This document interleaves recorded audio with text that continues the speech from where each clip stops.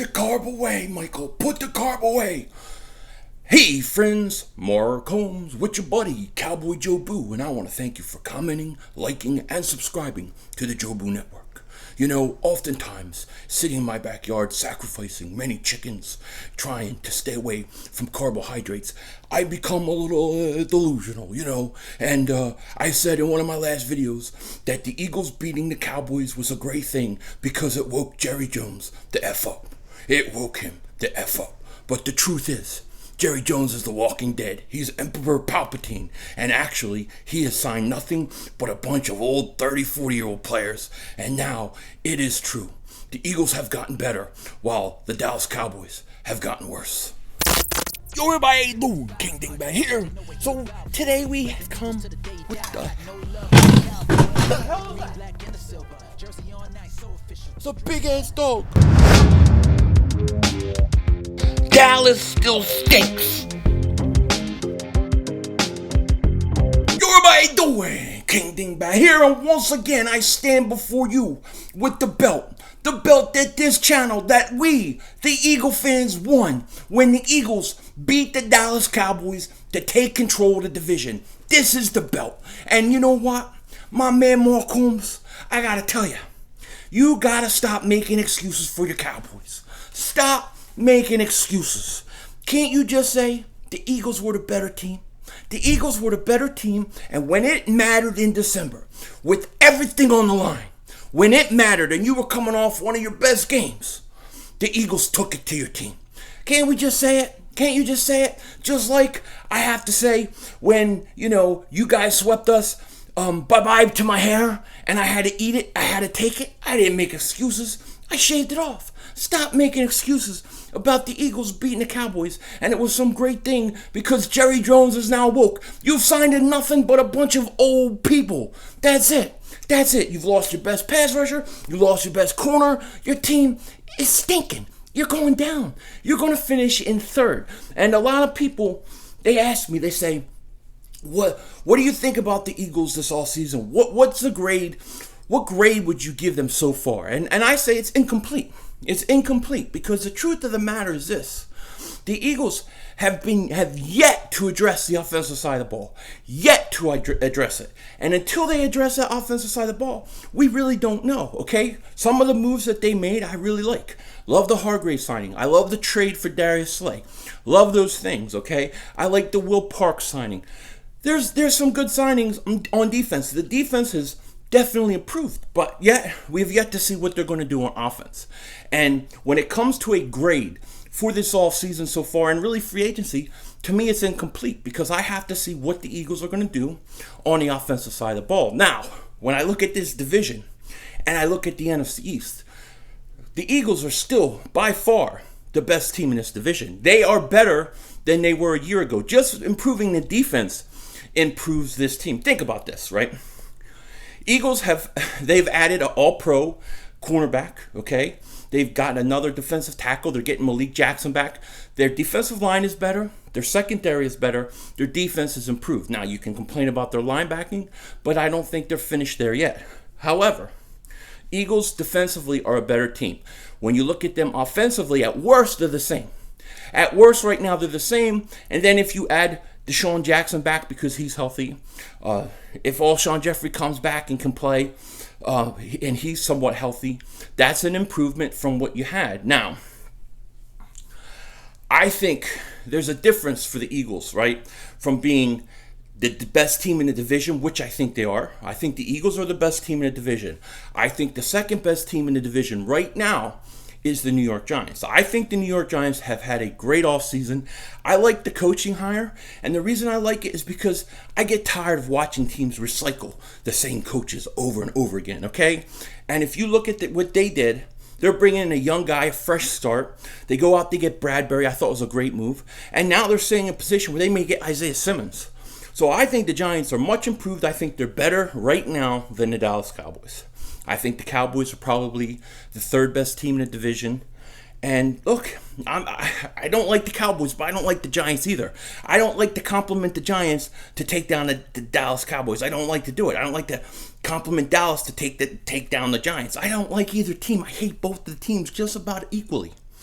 But the Cowboys, they lose Jones, right, at the corner. They lose their best corner, lose their best pass rusher in Quinn. They go and they get Gerald McCoy, Aldon Smith. I mean, where's his wine bottles? You know what I mean? Where's the whiskey bottle? Where's it at? 30 years old, hasn't played in how long? Gerald McCoy's what, 33? And then they added Dontari Poe. He's in his 30s. Dallas has all of a sudden done the mistake the Eagles have done. And oh, by the way, they still have not addressed their quarterback. They still cannot sign their quarterback to a long-term deal. How can you disrespect your own quarterback like that?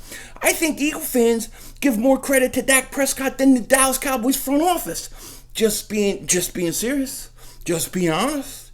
However, I still think Dallas is dangerous on offense. I'm not scared of their defense, even though they got Clint Dix, who doesn't really scare me. I think he's competent, but he's not great. I think Dallas is the third best team in the division right now. Giants the second. Eagles are definitely the best in the division. That said, look, Dallas still has the whole rest of the offseason. They have the draft. You never know what can happen. For the Eagles, being the number one team in the division isn't enough. It's not enough. And I don't think that the Eagles can say, hey, we're legitimate, true Super Bowl contenders yet. Because the truth of the matter is, I think the Eagles are about a 10-win team right now. I think they're a team that can go to the playoffs, maybe win a home playoff game, and that's about it. For the Eagles to take that next level, they got to improve the offense. They got to improve the other side of the ball. I'd like to see them also improve their linebacking position. You have a 33-year-old wide receiver in Deshaun Jackson, who's coming back from a serious injury, okay? If he comes back and he's Deshaun Jackson, he's probably going to give you 10 to 12 games, which is what he normally does. Okay, if he can give you that, I think that's great. The other problem is you have Alshon Jeffrey. He's 30 years old. He looks slower. He looked beat up over the last few years. Now he's trying to come back from a Liz Frank injury in the foot. It's going to be tough, I think for the Eagles, in order for them to take the next level, they have to have a stupendous draft, okay? And we can argue the merits of whether you should trade up, you should trade back, you stay. All that, it doesn't matter. What matters is you got to pick the right guys. The Eagles need to come away with at least one, maybe two receivers that have an impact this year, that will have an impact this year.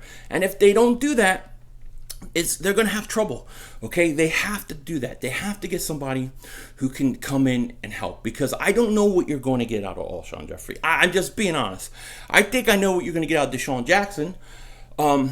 I look at like Ortega-Whiteside, and I look at him and then Robert Davis, and I think like Robert Davis, to me, I have more hope that he's going to be decent than I do Ortega-Whiteside. That's just the truth. That's just being honest. Now, I hope I'm wrong. I hope I'm 150% wrong about Ortega-Whiteside. But I don't feel good about it, man. I don't feel good about it. And I think the Eagles need impact players, especially in the first round. You got to come away with an impact player. Somebody that comes in, contributes, changes the way maybe defense see you, maybe the way they play you, something like that. Something that if Alshon Jeffrey can't go, if Alshon can't go, you have somebody you could put out there. Okay, they need it bad, man. I'm going wide receiver, first 2 rounds, and I'm trading up. I'm trading up in one of the first 2 rounds. If I don't trade up in the first round, I'm trading up for second. I'm getting 2 wide receivers. The Eagles need impact players. They need impact players on offense. I mean, if they can get that, I think that this team can go from being a playoff team, a division winner playoff team, to a legitimate Super Bowl contender. But they got to get some production from somebody other than just Deshaun Jackson, because let me tell you, I look at this team and I think it's going to be a lot of Deshaun Jackson, some Greg Ward, and then the other side's a big question mark. I do not feel comfortable with Alshon Jeffrey coming back from a Liz Frank injury week 6. Now, if he comes back and he plays great, thank God, we lucked out. However, I don't want to put all my eggs in that basket. I don't. The Eagles need impact players on offense. First 3 rounds, I'm going all offense. And shout out to my man Frank out there. He's saying he still believes the Eagles are going to make a trade for a receiver. Not necessarily a superstar or somebody, but somebody that's going to take some of the pressure off the Eagles. Because make no mistake about this, the Eagles have all the pressure in the world right now to hit on that first pick in the draft. They have to hit on it. Like I said in previous videos, everybody knows you need a receiver. Everybody in front of you, everybody behind you. And the question is, what are you going to do when 3, 4 of those receivers come off and the guy that you want is sitting there and you're just praying he falls to you. You're praying Mims is going to fall to you. And Minnesota tries to go up and get you. New Orleans tries to go up and jump you. What are you going to do? Are you going to sit there on your hands, or are you going to be aggressive? That's the question that I have to ask for the Eagles, because you can't sit pat, in my opinion, in this draft. Now, I'm not saying you have to go up to 13 like I would, but I'm saying that when it gets close, when you get to like 18 or 19, and there's that one receiver left because 4 came off the board, you got to be ready to move.